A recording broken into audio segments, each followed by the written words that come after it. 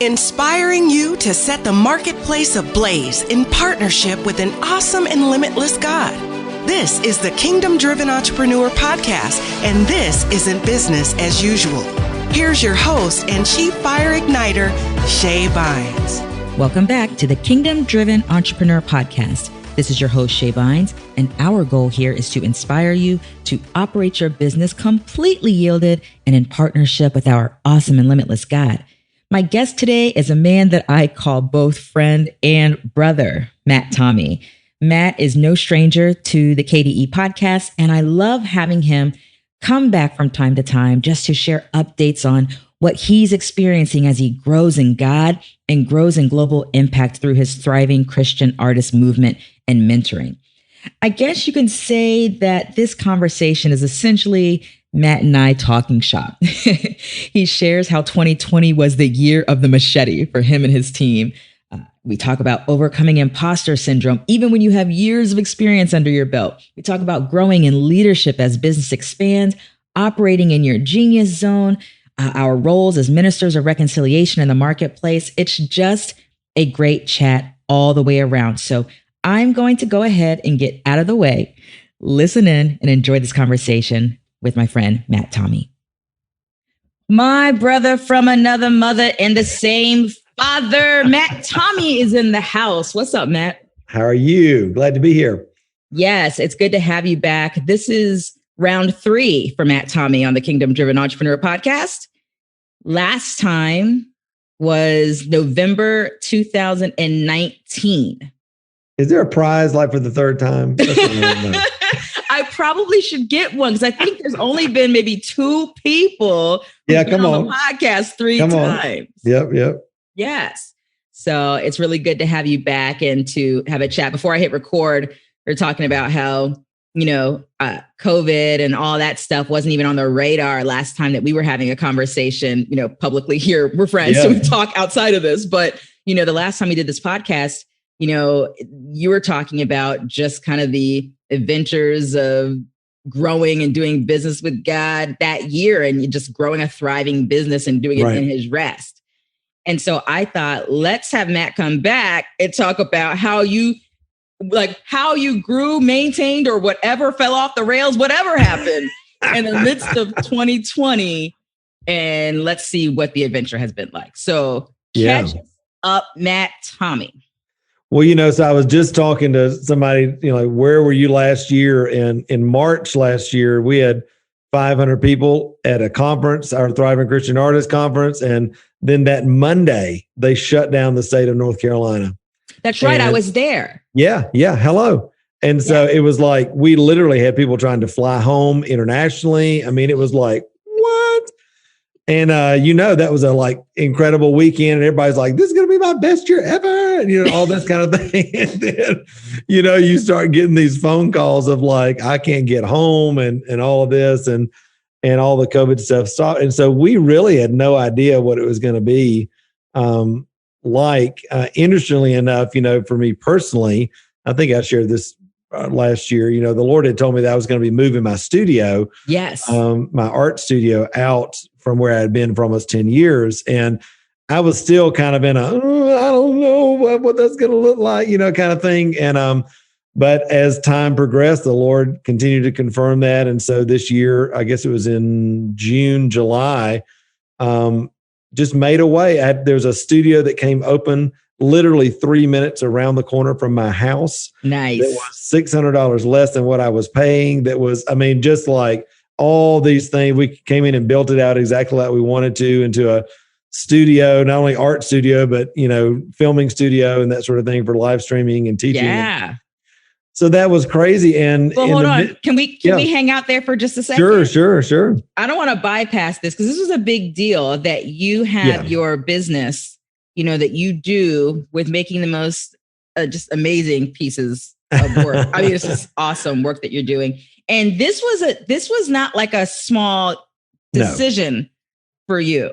Here you are, you've been growing the art business, and then God called you to raise up an army of artists. And then you started growing in that side and the mentoring and the teaching.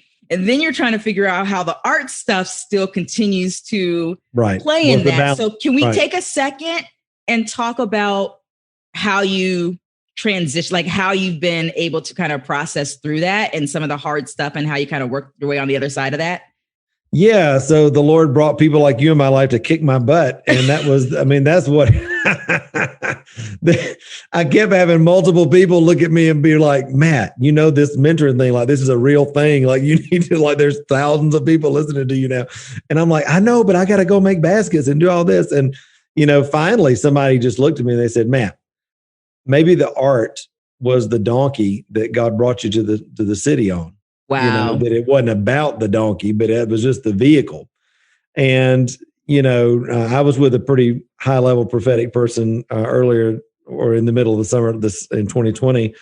And she said to me, she said, yeah, I just really feel like you're going into a season of get to, not have to, when it comes to your art. So that was a real, though, you know, as much as I talk about identity and renewing the mind, and that's, you know, healing and wholeness, that's kind of a core of who I am and what we teach. When God moves your cheese like that and says, you know, you get to release in this season this wonderful vehicle that I've used to bless your life and to bring influence into your life and yes, to stroke your identity and all that sort of thing. It was not an easy transition. And it took me every bit of 18 months to pry my hands and my heart off of that in a way that I could release that to the Lord. But it's, you know, I think that's the beautiful thing about God. He's so patient and he's so loving in that process because he knows that, I guess some people can do it quick. Like some people are 2-month transitioners. I'm a 18-month transitioner, you know, and, but it was just the right time. And every corner that I turned, the Lord would, just, you know, confirm and bring confirmation, the right person, the right word, whatever it was. And this year for us, as we've done that, you know, I'm still making art much more to get to than I have to kind of perspective. But our income, business and personal income, more than doubled this year in 2020 over 2019. You're referring to the baskets and the mentoring? No, I'm saying our whole income. The whole picture. Right, the whole picture.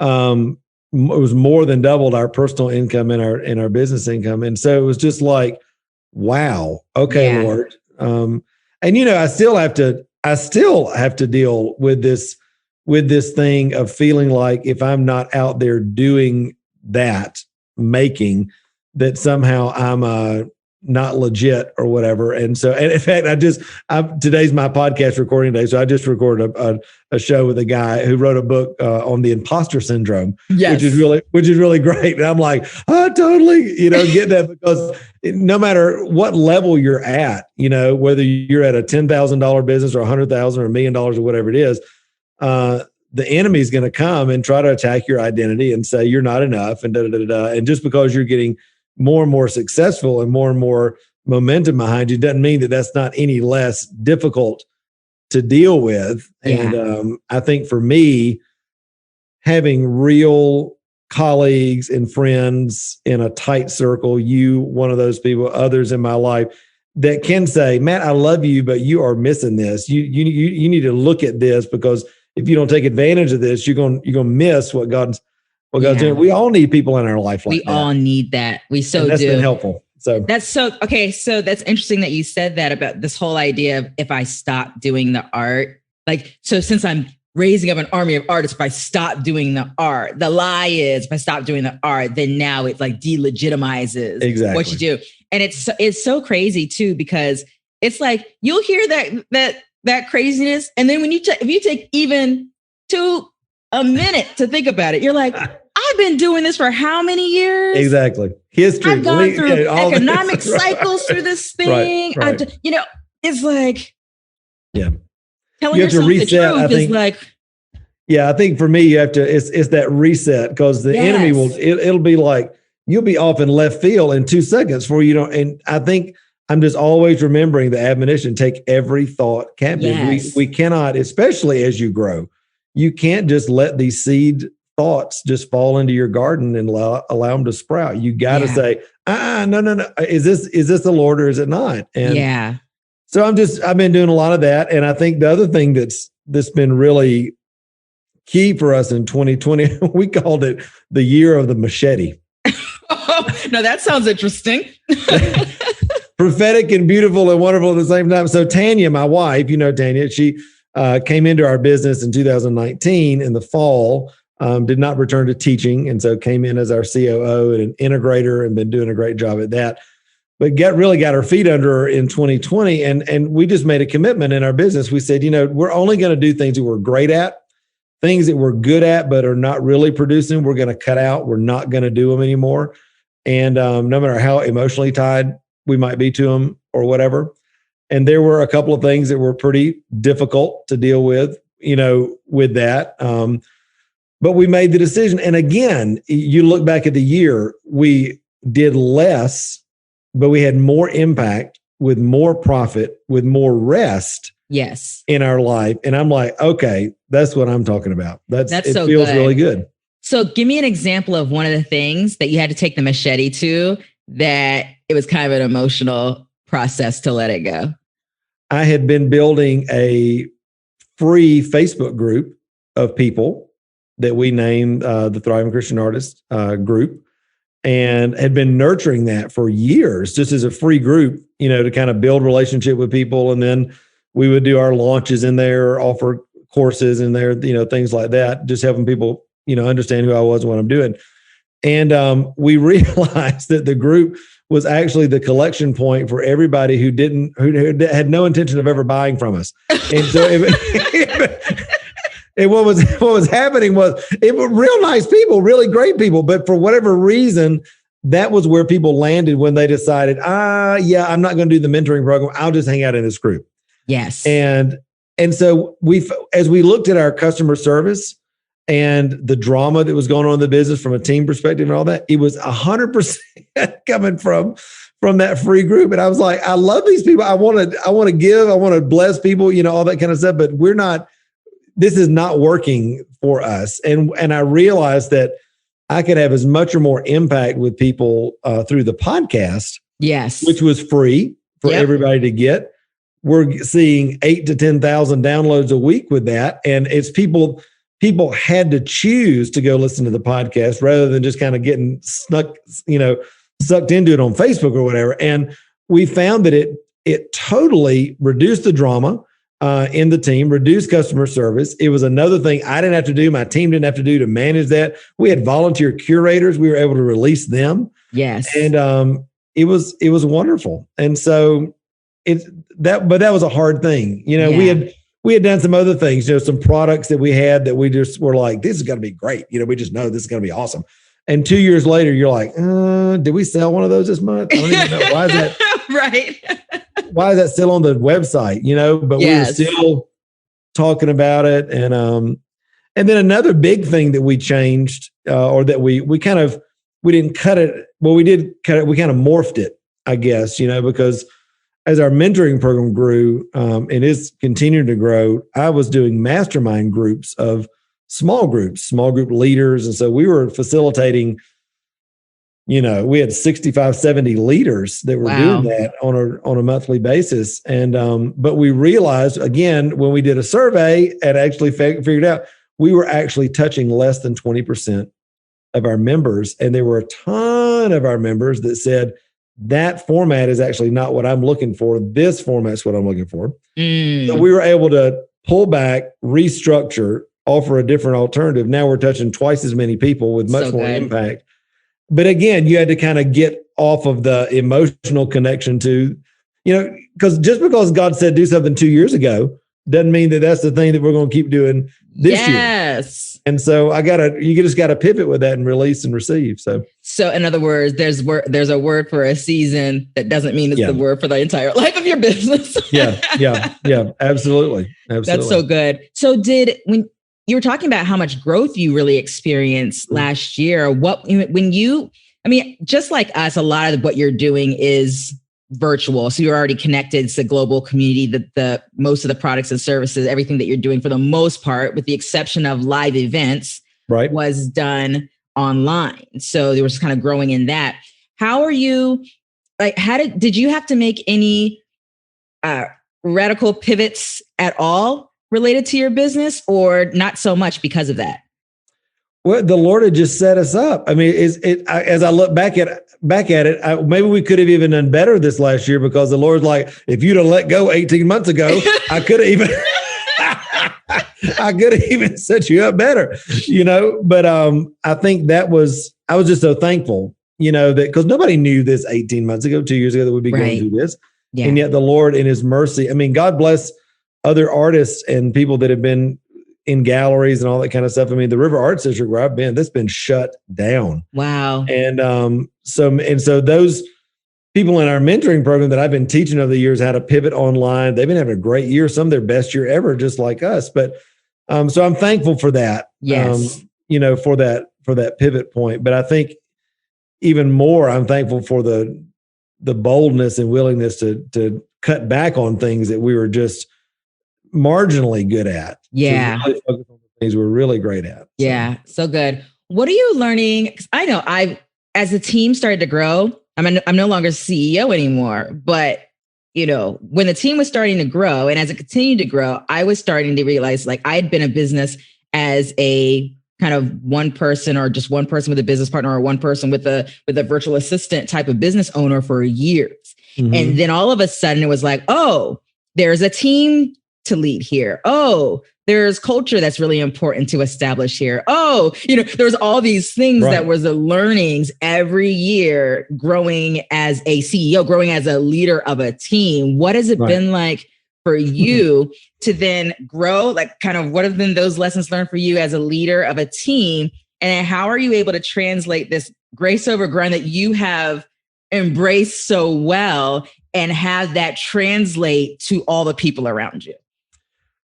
Well, and I'm chuckling as you're saying this because when Tanya came in, she's been an administrator in the education system for 23, 24 years. So, and I kind of came up in ministry.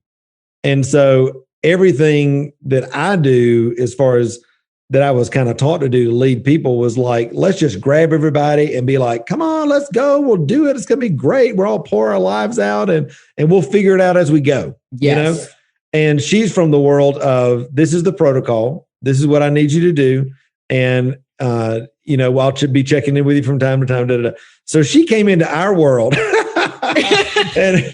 she take the machete to it. Yeah, exactly. It was like, where's the protocol? And I'm like, the proto who? This is not. And so this year has been a year that we've had to shore up some things that just because of my inexperience and really the way that I prefer to flow, which is not the best, we had to shore up some things as we've brought on new team members and are still have team members that have been with us from the beginning. We had to kind of, for the new people, it was easy. We say, hey, this is the new normal. For the other people, it's kind of been like, I know we're kind of changing here a little bit. What we were doing, we're not going to do anymore. And so we've we started using Asana, in 2019. And my whole life is on a spreadsheet and a calendar and all this. And but I also learned I'm not the person to administrate that.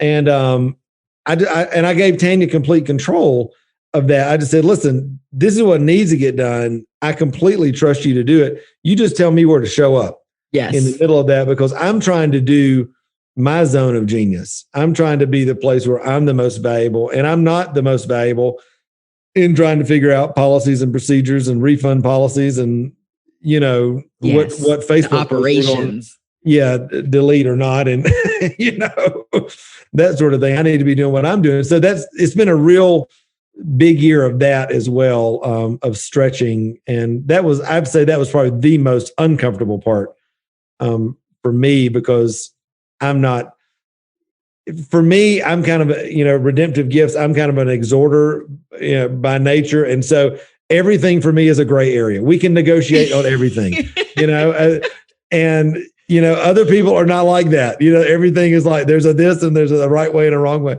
And so we've been having to learn how to do that. And then Tanya and I having to learn how to do that, not only working together, but as a married couple. How do we turn that off? I was going to ask about that. Yeah. So she lives in Fort Lauderdale now. No, I'm just kidding. But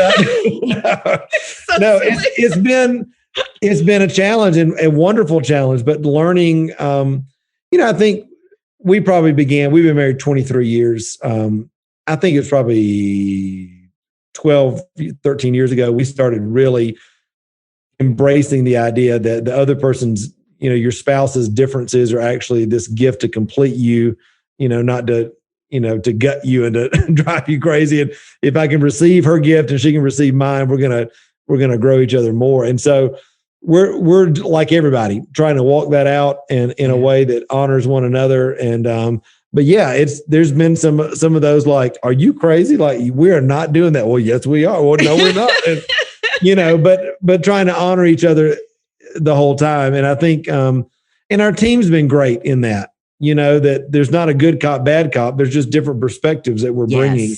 And the prophets don't lie. I mean, at the end of the day, we're doing things that are better financially, better logistically and operationally. We're able to touch more people in an easier way. And, when your clients or our members tell us, it's easier to be in the program now.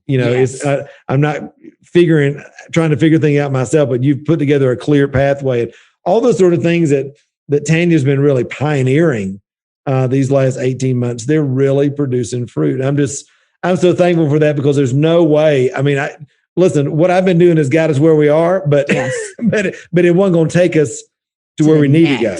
Yeah. That's so good. That whole thing about recognizing it's like the grace of God over the time that it's your responsibility, but it's like when it's not, it's just not. It's not right. Being able to embrace the gifts of the people around you, as you're growing. Well, that Dan Sullivan book I found, I don't know if you follow Dan Sullivan or not, but just a great business coach kind of guy. But I heard about him through one of my mentors, Jeff Walker. Was his coach. But his whole philosophy is you don't need to figure out how to do it. You need to figure out who to do it. Yeah, that's good. Yes. Because I think for most of us that came up as solo entrepreneurs or whatever, you're always thinking, well, I'm pretty good at this. I can make this happen. I'm okay with this. I'm pretty good with this. I can learn this pretty quick. Yeah. And it's the bottleneck of your business. Instead of saying, I'm not going to try to figure that out. I'm going to try to find the right person that can bring that skill set so that I can stay over here in my zone of genius and let them continue to grow the business. And so we're entering into that. And that's good. That's a lot of fun. So the part B to that question was, you've embraced this. I work in diligence. I work in God's rest. There's the way you flow. How does that kind of permeate, assuming that it does, maybe it doesn't, but how does that kind of permeate in your entire team to create just like that kind of atmosphere? Well, I think part of what the caveat between all this organizational change that we put into place this past year was that we don't want to be in chaos. Our team had learned to operate pretty doggone well in a level of chaos. Yeah. And honestly, I kind of liked that. I like I like the energy of it, the dopamine rush of it, that we did it. Yeah. This kind of entrepreneurial, we took the hill, this kind of thing. And, a big part of that was, what? We want to have a big, big, big impact that God's called us to, but we're not willing to give up our families or our time or our health or our whatever in order to do that. And so part of this last year for me was taking time for myself, exercising more. I've lost 38 pounds. You look so good. Honey, I'm looking so good. I can't even tell you how good. I got more to go. Got more to go, But I'm just like, it's been interesting because there's space.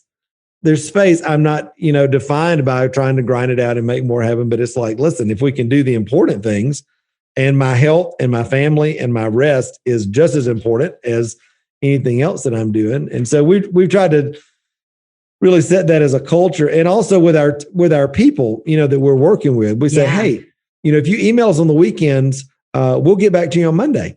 But we got families too, and so setting the boundary.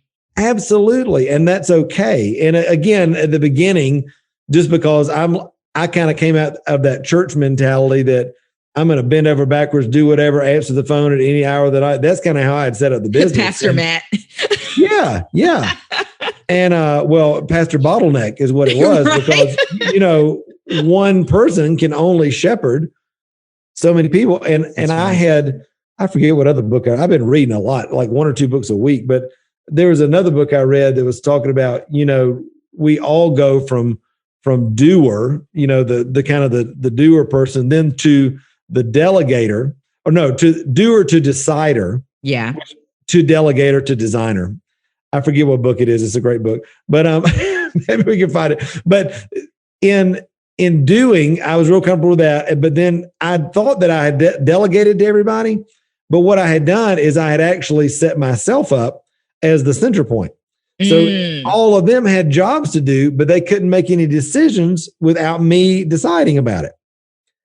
And that was even worse. I mean, because then I was like, well, dang, I'll just go do it myself. I mean, why am I telling you how to do it? Yes. So part of what Tanya brought and part of my morphing into an entrepreneur more and more has been saying, you know what, I'm going to ask you to do this. I'm going to give you the power and authority to do it. Here's the boundaries of that.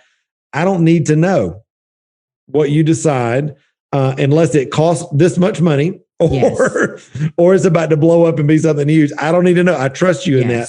Well, that brings freedom and that brings space for grace. And I think those kind of decisions for me have been really, really huge. So that's so good. Okay, I'm going to switch gears on you. So we're in the midst of some really interesting times. Interesting. In quotes, needless to say, right. Yeah, we're in the midst of some really interesting times. And I'm curious to know kind of what God's speaking to your heart about right now as it relates to how we show up as kingdom people in the marketplace. Like, what is it that you're sharing with this army of artists right now about how to just continue to flow in the midst of like chaos that's surrounding them, but continuing to kind of walk that out, stay connected to, the work God's called them to, and just like, what's God talking to you about and what are you releasing to people right now? Yeah. Well, number one, quit putting all this politics on Facebook. That's the first thing. I'm telling. Step number one, ain't nobody want an argument on Facebook, so we just say this.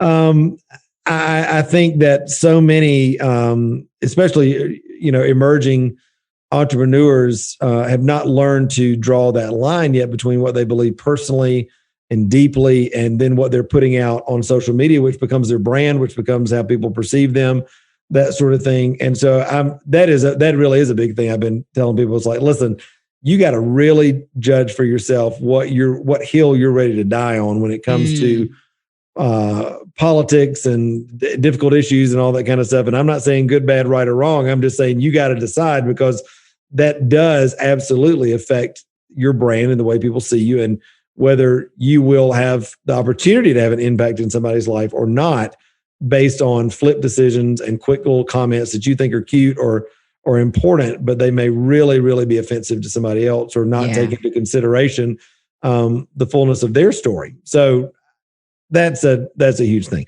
Yes. I think in general, I really believe in my core, no matter who's president, no matter what the economy is doing, the kingdom is always on. God is a God of abundance all the time. He's always flowing. He's always speaking, and he's always ready for you to partner with him. And so, that is a big mindset shift for a lot of people. But, since I've been doing this, in this capacity since 2009, I've been in great economies, horrible economies, that's Democrat right. presidents, Republican presidents. It really doesn't matter. It's not matter to me. It's like God's the constant in the middle of this, listening to his voice and being willing to pivot and say yes, even though I don't understand it.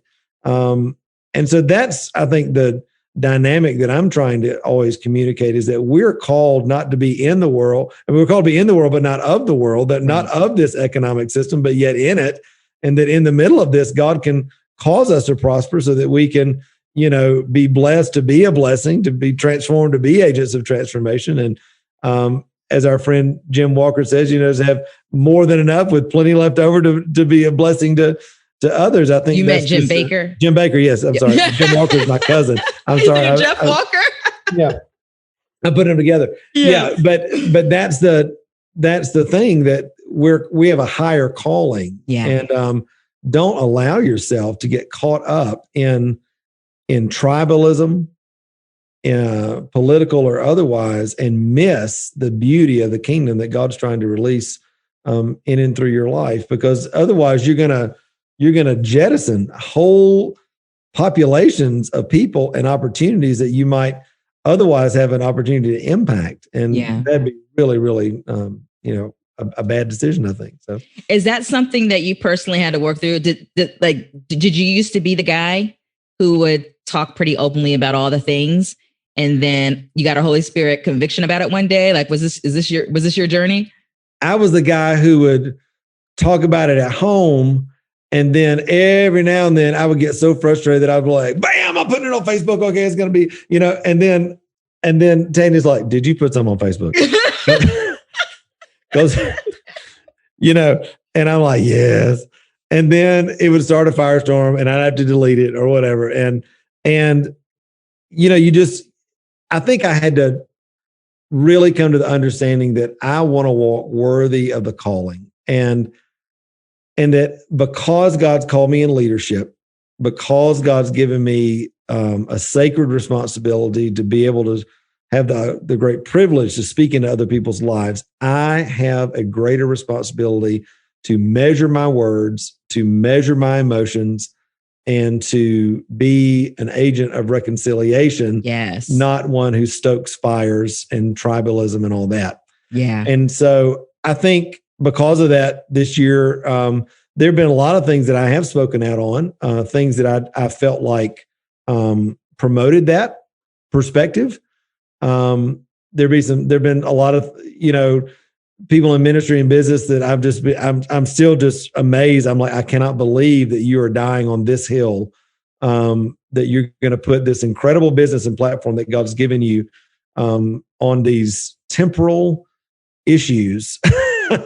And yet people do. So I'm trying to walk that line. And honestly, in the mentoring program and in all of the courses and that sort of thing, we have a strict policy about, no politics, all that kind of, because I know great people on both sides of it. And yes. I'm not willing to relinquish the authority that God's given me in that, just because of my opinion, which, like everybody's, is shifting. And is well, and I think too, this is, I think for all of us, I think a real frustration is that none of us have because of the news media and where we're in now, there is not a definitive source for fact, right, anywhere.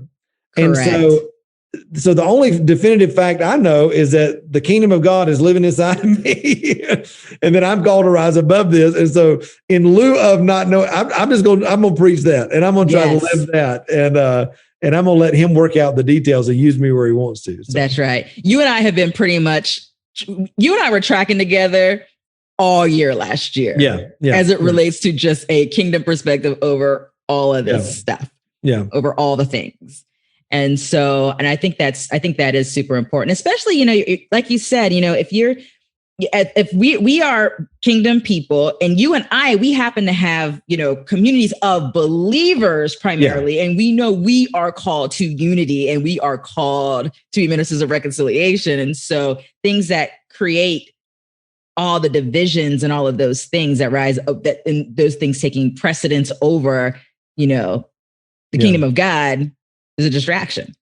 Well, I read a book this past year called The Sound of Life's Unspeakable Beauty by Martin Schleska, who's a German luthier. I mean, goes up into the Alps and cuts down these trees and lets them dry for 10 years and makes these violins. I mean, it's just an incredible book, but it's about the kingdom, 100%. And he talks about this concept of harmonious opposites that there is in the way you build a violin, in the way we live our life in the kingdom, that if we're going to make the sound that God's called us to make, we will have to hold opposite concepts in tension in order to get the sound of beauty that God's trying to bring through us. And so, again, this kind of tribalism, us and them, this issue or that issue, it's never about that, because every issue has an other side to that is just as valid, that is just as heartfelt. And unless we are willing to